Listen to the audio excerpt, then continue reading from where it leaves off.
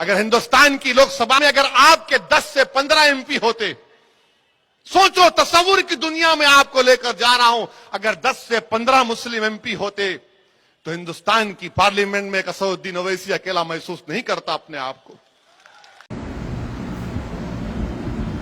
अस्सलामु अलैकुम वरहमतुल्लाहि वबरकातुहू। नाज़रीन, आदाब में आपका भाई हकीम अब्दुल सलाम खान, कुल हिंद मजलिस इत्तेहादुल मुस्लिमीन उत्तर प्रदेश का सूबाई रुकन, आप तमाम लोग की खिदमत में हाजिर हूँ। उम्मीद करता हूँ कि आप तमाम लोग खैरियत से होंगे, आफियत से होंगे। आज हम बात करने जा रहे हैं बहुत अहम मुद्दे पर, उत्तर प्रदेश की राजनीति पर तबसरा करेंगे, तस्करा करेंगे और बात करेंगे उत्तर प्रदेश में होने वाले 2022 के विधानसभा चुनाव के बारे में। और हमारा आज का बहुत अहम सवाल और बहुत अहम टॉपिक है कि उत्तर प्रदेश के चुनाव में समाजवादी, बसपा और कांग्रेस से हमारा सवाल कि उत्तर प्रदेश में 20 से 22% मुस्लिम हैं जो सत्ता की कुर्सी को हिलाने की पूरी ताकत और पूरी क्षमता रखते हैं, सत्ता की कुर्सी पर बिठाने की भी ताकत रखते हैं।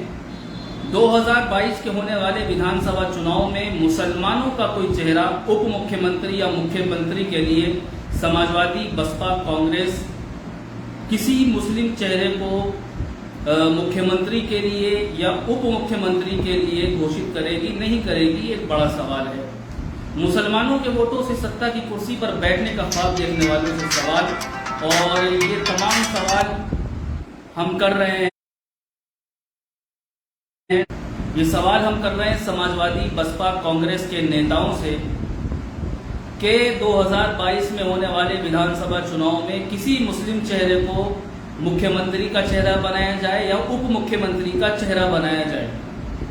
सेक्युलरिज्म का एक बढ़िया इम्तहान भी होगा, एक बढ़िया परीक्षा भी होगी, क्योंकि मुसलमानों के वोटों से सत्ता की कुर्सी पर बैठने का ख्वाब सबसे ज्यादा अगर कोई देखता है तो समाजवादी, बसपा, कांग्रेस के लोग देखते हैं। मुसलमानों का वोट भी चाहिए, लेकिन बोलते नहीं है, मुसलमानों के मिल्ली मसाइल पर बोलते नहीं है। मुसलमानों में बड़े से बड़ा चेहरा मौजूद है, मुसलमानों में बड़े से बड़ा चेहरा मौजूद है। समाजवादी पार्टी को चाहिए कि किसी मुस्लिम चेहरे को मुख्यमंत्री या उप मुख्यमंत्री का चेहरा लेकर आए। अभी हाल ही में आपने देखा, फिलहाल तो तकरीबन काफी वक्त से आजम खान साहब जेल के अंदर बद से बदतर जिंदगी गुजारने पर मजबूर हैं, लेकिन कोई समाजवादी का कोई लीडर, कोई नेता आजम खान साहब के लिए बोलने के लिए तैयार नहीं है। अगर हम सवाल करते हैं समाजवादी पार्टी के नेताओं से, पदाधिकारियों से कि आप आजम खान साहब के लिए क्यों नहीं बोल रहे हैं, आजम खान साहब के लिए आवाज क्यों नहीं बुलंद कर रहे हैं, तो उनके पास कोई जवाब नहीं रहता, बल्कि वो लोग सोशल मीडिया पर सिर्फ गालियां लिखते हैं और भद्दी भाषा का इस्तेमाल करते हैं, खासतौर से समाजवादी वाले। कांग्रेस वालों से सवाल करते हैं मुसलमानों के मिल्ली मसाइल पर क्यों नहीं बोलते। अच्छा, आप तमाम लोग मेरी वीडियो को देख रहे हैं और आप तमाम लोग जानते हैं कि मुसलमानों के जो मिल्ली मसाइल 2014 के बाद से लगातार आए हैं, जिसमें ट्रिपल तलाक का मसला हुआ, बाबरी का मसला हुआ, गाय के नाम पर मॉब लिंचिंग का मसला हुआ, वाहियात नारों का मसला हुआ, और मस्जिद और मदरसों का मसला हुआ, खानकाहों का मसला हुआ, बहुत सारे मसले हुए। उन तमाम मसलों पर समाजवादी, बसपा, कांग्रेस का कोई लीडर बोलने के लिए तैयार नहीं। अगर इन तमाम मुद्दों पर बैरिस्टर असदुद्दीन अवैसी साहब बोल रहे हैं, बैरिस्टर असदुद्दीन अवैसी साहब आवाज को बुलंद कर रहे हैं, तो समाजवादी, बसपा, कांग्रेस के लोग कहते हैं कि ओवैसी बीजेपी को सपोर्ट कर रहे हैं, बीजेपी को मजबूत कर रहे हैं, बीजेपी के एजेंट है, बीजेपी की बी टीम, सी टीम, तरह तरह के इल्जामात लगाए जाते हैं। इन इल्जामात से डरकर और घबराकर बैठने की जरूरत नहीं है। उत्तर प्रदेश के अंदर 2022 में होने वाले विधानसभा चुनाव में मजलिस इत्तेहादुल मुस्लिमीन पूरी मजबूती के साथ इलेक्शन लड़ने जा रही है। 100 सीटों पर चुनाव लड़ने का ऐलान कर चुकी है, पूरी मजबूती के साथ इलेक्शन लड़ेगी। और दूसरी तरफ मजलिस इत्तेहादुल मुस्लिमीन यूपी के सदर जनाब शौकत अली साहब ने यह ऐलान भी किया है कि अगर भाजपा को हराना चाहते हैं, भाजपा को सत्ता की कुर्सी से रोकना चाहते हैं, तो हमारे यहाँ पर सभी दलों के लिए गठबंधन के रास्ते खुले हुए हैं। अगर समाजवादी, बसपा के लोग आज गठबंधन नहीं करते हैं और कल तेजस्वी जैसा हाल, बिहार वाला हाल अगर यूपी में इन लोगों का होगा, फिर ये लोग रोते फिरेंगे, ओवैसी के ऊपर क्लेम डालेंगे, ओवैसी को बदनाम करेंगे, मजलिस को बदनाम करेंगे कि हमको हरवा दिया है, रांड बेवाओं की तरह रोते फिरेंगे। फिर कोई हल होने वाला नहीं है, रोने से कोई मसला हल होने वाला नहीं है। ये बात मैं बिल्कुल साफ तौर पे कह रहा हूं कि मजलिस इत्तेहादुल मुस्लिमीन ने गठबंधन का ऑफर इन लोगों को दिया है और कहा है कि मजलिस इत्तेहादुल मुस्लिमीन को गठबंधन का हिस्सा बनाइए। यकीनन हम भाजपा को हराना चाहते हैं, यकीनन हम भाजपा को शिकस्त देना चाहते हैं, लेकिन समाजवादी, बसपा और कांग्रेस के लोग अभी इस चीज पे ध्यान नहीं दे रहे हैं। जब इलेक्शन करीब आएगा और जब हम अपने प्रत्याशी उतारेंगे और जब इलेक्शन के नतीजे आएंगे, जब नतीजे आएंगे, उसके बाद ये लोग रोएंगे और कहेंगे कि ओवैसी ने हरवा दिया, ओवैसी ने जो है बीजेपी को जिता दिया। फिर रोने से और हार का ठीकरा फोड़ने से कुछ होने वाला नहीं है। 2022 में होने वाले विधानसभा चुनाव में मजलिस को हिस्सेदारी चाहिए, हिस्सेदारी चाहिए। ताबेदारी करते करते 70 साल गुजर गए। समाजवादी की ताबेदारी मुसलमान 1992 के बाद से कर रहा है, बसपा की ताबेदारी कर रहा है, आजादी के बाद से कांग्रेस की ताबेदारी कर रहा है। अब मुसलमान हिस्सेदारी की बात कर रहा है। मुसलमानों को सियासत में हिस्सेदारी चाहिए। मुसलमान सियासत में बेदार हो रहा है, मुसलमान सियासत में हिस्सेदारी मांग रहा है, तो इसमें गलत क्या है? आप ये बताइए कि 7% यादव, 11% दलित जब सत्ता का ख्वाब देख सकते हैं, तो 22% मुसलमान उत्तर प्रदेश के अंदर सियासत में हिस्सेदारी क्यों नहीं मांग सकते? क्या मुसलमानों का सियासत में कोई हक नहीं है? मुसलमान अपने सियासी मसाइल को, अपने मिल्ली मसाइल को उठा नहीं सकता? मुसलमान अगर आज बेदार हो रहा है, सियासत में हिस्सेदारी मांग रहा है, तो समाजवादी, बसपा और कांग्रेस के लीडरान को, पदाधिकारियों को दिक्कत हो रही है। सोशल मीडिया पे कांग्रेस के आईटी सेल वाले और सपा वाले मजलिस वालों को निशाना बनाते, मजलिस वालों को लिखते कि बीजेपी की बी टीम है, बीजेपी फंडिंग करती है।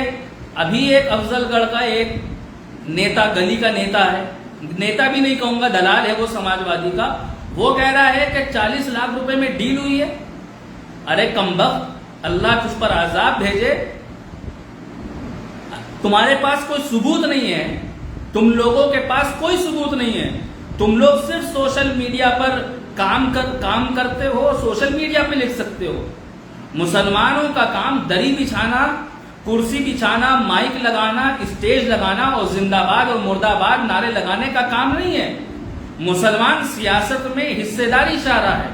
मुसलमान कह रहा है कि जितना हक यादव को मिल रहा है, जितना हक जाटों को मिल रहा है, जितना हक दलितों को मिल रहा है, उतना हक मुसलमानों को सियासत में मिलना चाहिए। मुसलमान सियासी एतबार से लाचार और मजबूर है। मुसलमान 70 साल से दलित से भी बदतर जिंदगी गुजारने पे मजबूर है। इसका जिम्मेदार कौन है?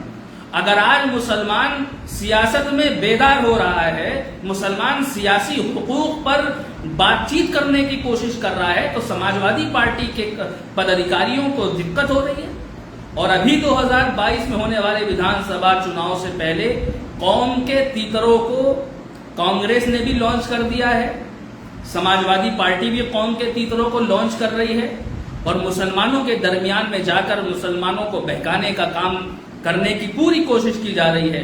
और कहा जा रहा है कि बीजेपी की बी टीम है, सी टीम है, और बीजेपी का खौफ डालकर, मुसलमानों के दिलों में बीजेपी का खौफ डालकर सत्ता की कुर्सी पर बैठने का ख्वाब देखने वालों से सवाल है, क्या मुसलमानों को 2022 में होने वाले विधानसभा चुनाव में मुख्यमंत्री या उप मुख्यमंत्री का चेहरा बनाया जाएगा या नहीं बनाया जाएगा? ये सवाल है। मुसलमानों के वोटों से सत्ता की कुर्सी पर बैठेंगे, लेकिन मुसलमानों को सियासत में हिस्सेदारी नहीं देंगे।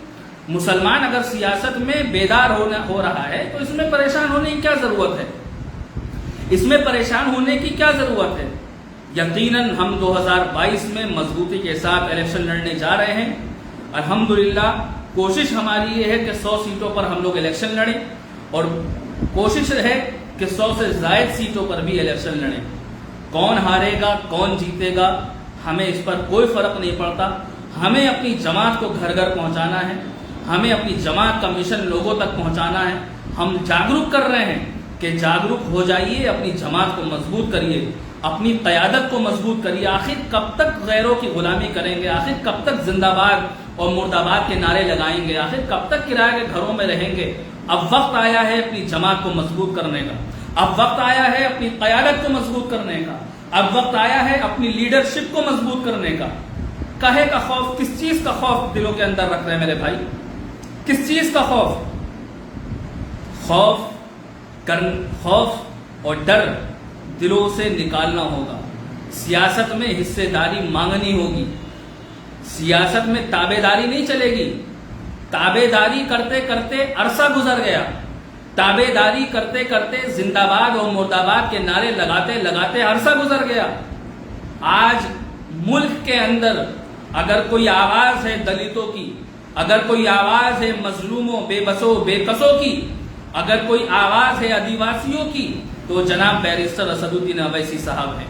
अगर कोई मुल्क के अंदर संविधान को बचाने की कोशिश कर रहा है तो नकीब मिल्लत शेर हिंदुस्तान बैरिस्टर असदुद्दीन अवैसी साहब है। और याद रखो मेरे भाई, मैं आज भी इस बात को कह रहा हूं कि इस कौम को और इस मुल्क को बैरिस्टर असदुद्दीन अवैसी साहब जैसा बेबाक और काबिल और ज़हीन और खूबसूरत और तालीम याफ्ता लीडर 1000 साल तक मिलने वाला नहीं है। आज मुल्क के अंदर जो हालात पैदा किए गए हैं, उन हालात पर अगर कोई बेबाकी के साथ आवाज को रखता है तो बैरिस्टर असदुद्दीन अवैसी साहब हैं, वरना कोई लीडर बोलने के लिए तैयार नहीं है। बताइए कौन बोला? बताइए ना कौन बोला? बाबरी पे कौन बोला? दादरी पे कौन बोला? ट्रिपल तलाक पे कौन बोला? मुसलमानों के ऊपर मॉब लिंचिंग होती कौन बोलता? कौन सा लीडर बोला? बताइए हमको। अखिलेश यादव बोले, मायावती बोली, राहुल गांधी बोले, सोनिया गांधी बोले, कौन बोला? अरे बताइए ना। पार्लियामेंट के अंदर एनआरसी का बिल बैरिस्टर असदुद्दीन अवैसी साहब अगर नहीं फाड़ते तो इस कौम को पता भी नहीं होता कि एनआरसी क्या होती है, CAA क्या होता है। ये बैरिस्टर असदुद्दीन अवैसी साहब की जिहानत है, ये बैरिस्टर असदुद्दीन अवैसी साहब की काबिलियत है कि पार्लियामेंट के अंदर, भरी पार्लियामेंट के अंदर बिल को फाड़ा और बताया कि ये बिल संविधान के खिलाफ है, ये बिल कानून के खिलाफ है, ये बिल मुल्क के आइन के और मुल्क के कॉन्स्टिट्यूशन के खिलाफ है। मेरे भाई सोचिए, सोचिए, समझिए। वक्त के हालात को समझने की बहुत सख्त जरूरत है। वक्त के हालात को समझने की जरूरत है। अपनी जमात को मजबूत करिए, अपनी क़यादत को मजबूत करिए। मैं तो कहता हूं कि अगर आज के दौर में अर्तगल गाजी भी आकर अपनी पार्टी बना ले तो ये मुस्लिम कौम उसको भी बीजेपी का एजेंट बोलेगी। अगर कोई अब्दुल्ला, अब्दुल रहमान, इमरान और सलमान, ये लोग अगर अपनी पार्टी बना ले तो यही मुस्लिम कौम उनको भी बीजेपी का एजेंट बोलेगी। अगर आज मैं भी अपनी कोई सियासी जमात बना लूं तो लोग मुझको भी बीजेपी का एजेंट बोलेंगे। और बीजेपी के एजेंट बोलने वाले कौन लोग हैं? कोई गैर नहीं है, ये अपने ही लोग हैं, ये मुनाफिक लोग हैं जो लोग ओवैसी साहब को बीजेपी के एजेंट बोलते हैं और बीजेपी के एजेंट बोलते बोलते कब्र के गड्ढे में चले जाएंगे, लेकिन कोई सबूत मिलने वाला नहीं है। और सबूत होगा भी कैसे जब कोई ऐसा मसला नहीं है। खैर, अपनी जमात को मजबूत करिए, अपनी क़यादत को मजबूत करिए, अपनी लीडरशिप को तैयार करिए। 2022 के होने वाले विधानसभा चुनाव में इंशाअल्लाह हम लोग मजबूती के साथ इलेक्शन लड़ने जा रहे हैं। और हमारा जो सवाल आपने पढ़ा, यकीनन हमारा जायज़ सवाल है कि 7% यादव, 11% दलित, ये लोग अगर सत्ता की कुर्सी का ख्वाब देख सकते हैं तो 22% मुसलमान उत्तर प्रदेश का सत्ता की कुर्सी का ख्वाब क्यों नहीं देख सकता? मेरा ये सवाल है। मुझे शिकवा गिला आपसे है, उन लोगों से नहीं है मुझे, क्योंकि आपको तय करना है आज।